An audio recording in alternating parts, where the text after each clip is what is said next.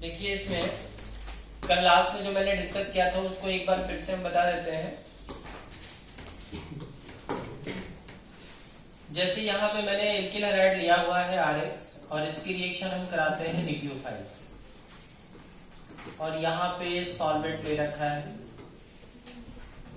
चलिए देखिए आप, जब हम एल्किल हैलाइड की रिएक्शन न्यूक्लियोफाइल से कराते हैं और मीडियम में क्या लिया है बताइए, सॉल्वेंट लिया है, तो यह रिएक्शन यहाँ पे कितने ट्रैक से होके जा सकती है? टोटल 5 ट्रैक हो सकते हैं रिएक्शन के। ये रिएक्शन बताइए क्या हो सकती है?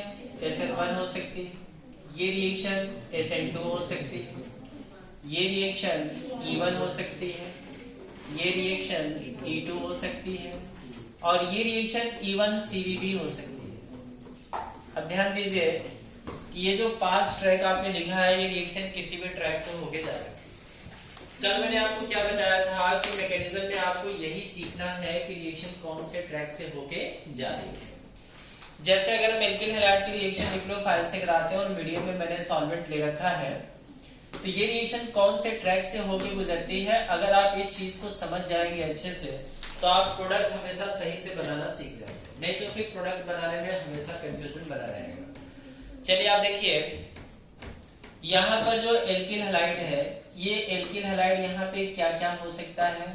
ये एल्किल हैलाइड यहाँ पे 3 डिग्री RX हो सकता है, 3 डिग्री एल्किल हैलाइड हो सकता है, 2 डिग्री एल्किल हैलाइड हो सकता है, और 1 डिग्री एल्किल हैलाइड भी हो सकता है।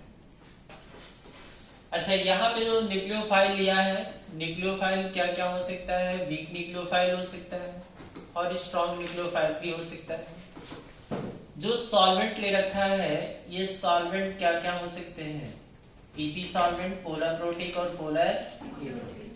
चलिए ध्यान दीजिए, अब यहाँ पे RX की रिएक्शन हम कराते हैं न्यूक्लियोफाइल से और मीडियम में ले रखा है सॉल्वेंट। तो अगर मान लीजिए कि RX अगर 3 डिग्री है, RX अगर 3 डिग्री है, तो अगर 3 डिग्री RX है तो इस कंडीशन में रिएक्शन बताइए हमेशा क्या होगी? आगे आपको कुछ देखना ही नहीं है। अगर टर्शियरी एल्किल हैलाइड है तो रिएक्शन ऑलवेज क्या होनी है? आपको न्यूक्लियोफाइल देखना ही नहीं है, सॉल्वेंट देखना है। लेकिन अगर सेकेंडरी एल्किल हैलाइड है तो उस कंडीशन में रिएक्शन SN1 भी हो सकती है और SN2 भी हो सकती है। प्राइमरी एल्किल हैलाइड है तो रिएक्शन SN1 भी हो सकती है और SN2 भी हो सकती है। लेकिन अगर वो मिथाइल हैलाइड हो तो बताइए रिएक्शन ऑलवेज क्या होगी? प्राइमरी एल्किल हैलाइड में मिथाइल हैलाइड को छोड़ करके यदि कोई दूसरा प्राइमरी हैलाइड है तो उसमें रिएक्शन SN1 भी हो सकती है और SN2 भी हो सकती है। अब पहली बात तो समझ में आ गई कि अगर एल्किल हैलाइड टर्शियरी है तो रिएक्शन बताइए ऑलवेज क्या होगी? लेकिन अगर रिएक्शन अगर सेकेंडरी एल्किल हैलाइड है तो रिएक्शन SN1 भी हो सकती है, SN2 भी हो सकती है। अब वो रिएक्शन SN1 है कि SN2 है, ये कौन डिसाइड करेगा? न्यूक्लियोफाइल। कौन डिसाइड करेगा? ध्यान दीजिए, अगर न्यूक्लियोफाइल वीक है तो रिएक्शन ऑलवेज क्या होगी?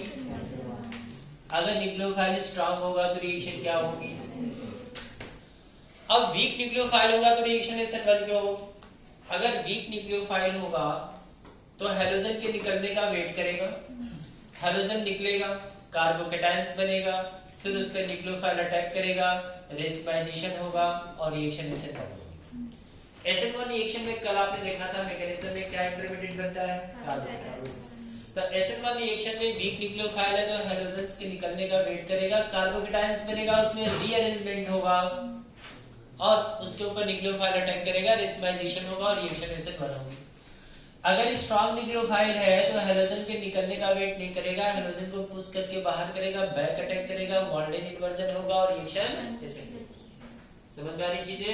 आपने SN2 में वाल्डेन इन्वर्जन का देखा था। तो अगर न्यूक्लियोफाइल वीक है तो रिएक्शन SN1 होगी, न्यूक्लियोफाइल स्ट्रॉन्ग है तो रिएक्शन SN2। चलिए सॉल्वेंट के बारे में देखते हैं। सॉल्वेंट अगर पोलर प्रोटिक है तो SN1 होगी और अगर पोलर एप्रोटिक है तो SN2 होगी। समझ में आ रही चीजें? पोलर प्रोटिक में आयनाइजेशन होगा, कार्बोकेटायंस बनेगा, रिएक्शन SN1 होगी। पोलर एप्रोटिक में रिएक्शन क्या होगी? SN2 होगी। अब आप बताइए कि SN1 रिएक्शन के लिए क्या क्या वेरिएबल कंडीशन दिख रही है? एल्किल हैलाइड कैसा होना चाहिए? टर्शियरी, न्यूक्लियोफाइल वीक और सॉल्वेंट पोलर प्रोटीन। अगर टर्शियरी एल्किल हैलाइड है, वीक न्यूक्लियोफाइल है और पोलर प्रोटिक सॉल्वेंट है तो रिएक्शन SN1 फास्ट होगी। क्या होगी?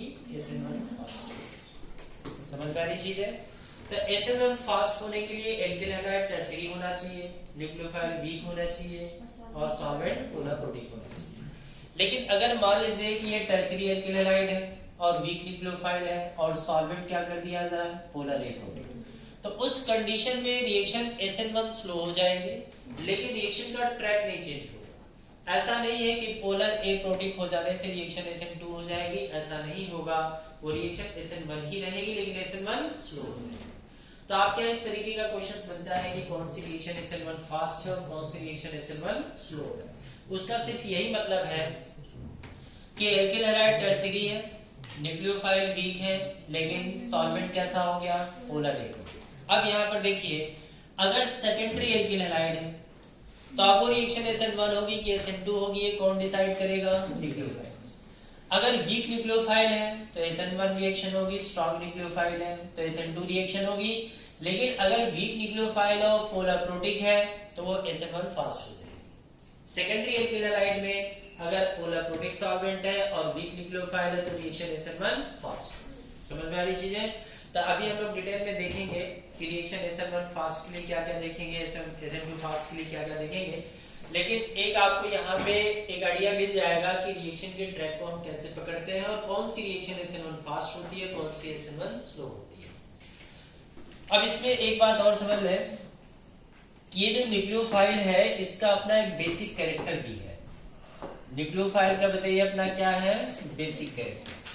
जो न्यूक्लियोफाइल होता है वो बेस भी होता है, और अगर ये बेस है और मान लीजिए कि न्यूक्लियोफाइल ये कहे कि हम न्यूक्लियोफाइल की तरह काम नहीं करेंगे, हम बेस की तरह काम करेंगे, तो अगर ये बेस की तरह काम करेगा तो वो रिएक्शन बताइए फिर क्या हो जाएगी? E1 and E2। अब इसका मतलब ये हुआ कि जो न्यूक्लियोफाइल है वो बेस की तरह भी काम कर रहा है, तो जो रिएक्शन SN1 के रास्ते जाएगी वही रिएक्शन E1 के रास्ते जाएगी। समझ में आ रही चीजें? जो रिएक्शन SN2 के रास्ते जाएगी वही रिएक्शन E2 के रास्ते जाएगी। तो जो न्यूक्लियोफाइल है उसका अपना एक बेसिक कैरेक्टर भी है, और अगर अपना बेसिक कैरेक्टर भी खोल देता है तो उस कंडीशन में रिएक्शन SN1 के रास्ते भी जाएगी और साइमल्टेनियसली वो रिएक्शन E1 के रास्ते भी जाएगी। तो इसलिए मैंने आपको क्या बोला कि जब भी कोई क्वेश्चंस पढ़ा हो और आपसे प्रोडक्ट पूछा जाए तो रिएक्शन के ट्रैक को पकड़ने के लिए आपके पास इनकी नॉलेज होनी बहुत जरूरी है कि न्यूक्लियोफाइल वीक कौन सा है, स्ट्रॉन्ग कौन सा है, सॉल्वेंट पोलर प्रोटिक है, पोलर ए प्रोटिक है। तो जब भी आप कोई प्रोडक्ट बना रहे हो और रिएक्शन के ट्रैक को पकड़ रहे हो तो वहां पे ये जानना बहुत जरूरी है, बहुत ध्यान से देखना है कि न्यूक्लियोफाइल कब वीक है, कब स्ट्रॉन्ग है, कब उसका बेसिक कैरेक्टर है। बात समझ में आ रही है? पोलर प्रोटिक सॉल्वेंट है या पोलर ए प्रोटिक सॉल्वेंट है। तो कल की क्लास आपकी इसी से रिलेटेड क्लास थी जिसमें मैंने आपको बताया था कि वीक न्यूक्लियोफाइल, स्ट्रॉन्ग न्यूक्लियोफाइल कैसे पहचानते हैं, पोलर प्रोटिक कौन कौन से होते हैं, पोलर ए प्रोटिक सॉल्वेंट कौन कौन से होते हैं। बताइए पोलर प्रोटिक सॉल्वेंट का क्या क्या एग्जांपल दिया था? वाटर, अल्कोहल और एसिड। क्या क्या एग्जांपल दिया था? वाटर, अल्कोहल और एसिड। पोलर ए प्रोटिक का भी मैंने 4 एग्जांपल दिए थे, कौन कौन से?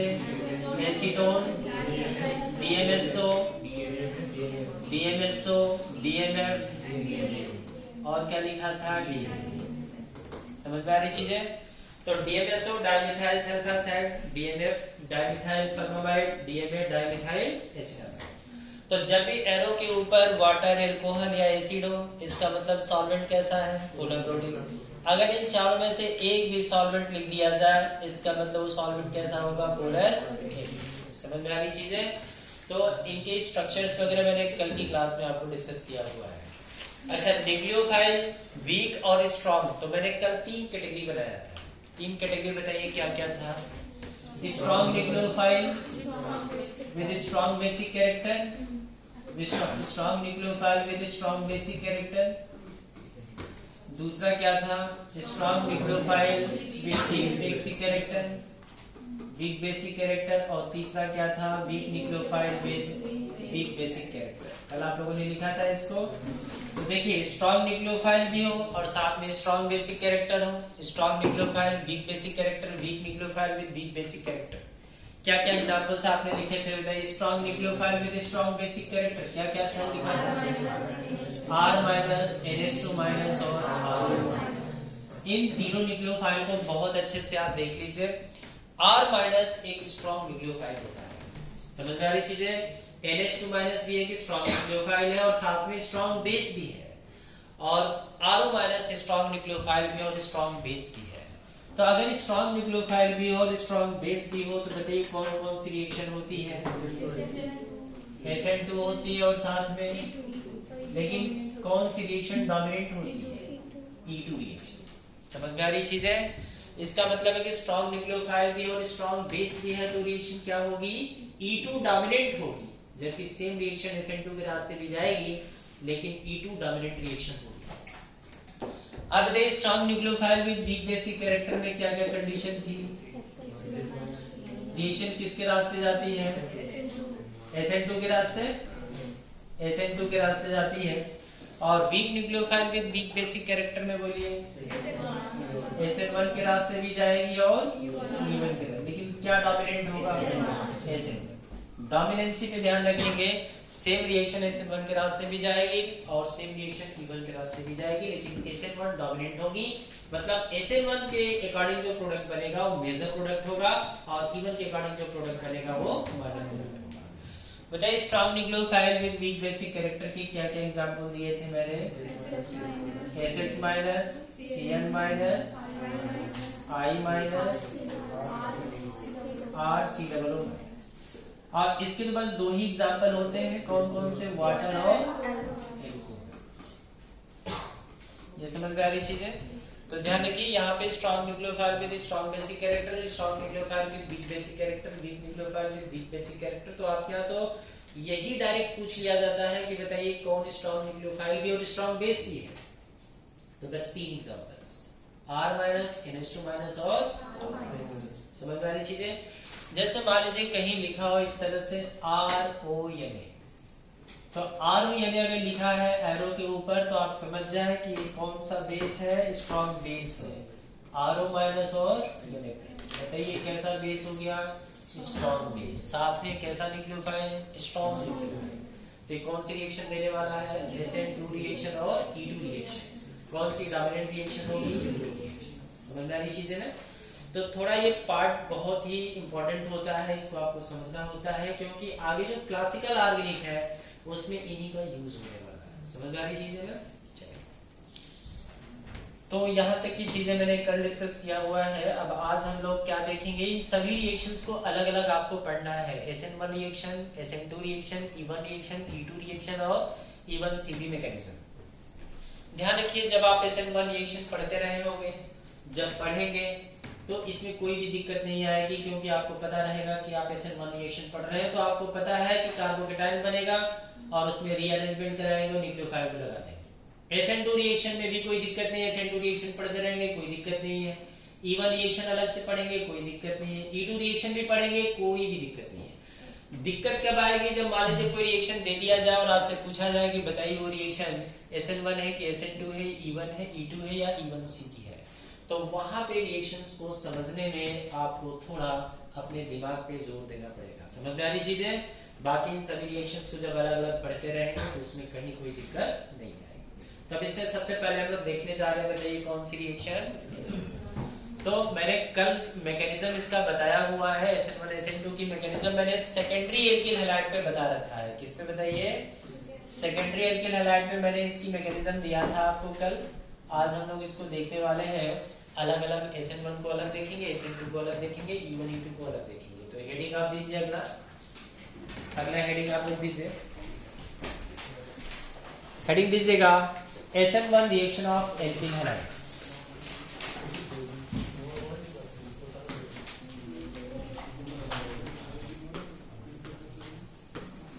हेडिंग आप लोग दीजिए SN1 reaction of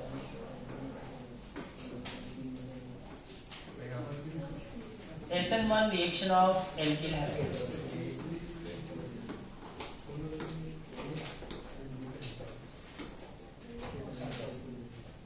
SN1 reaction of alkyl halide। Heading आप लोग दीजिएगा SN1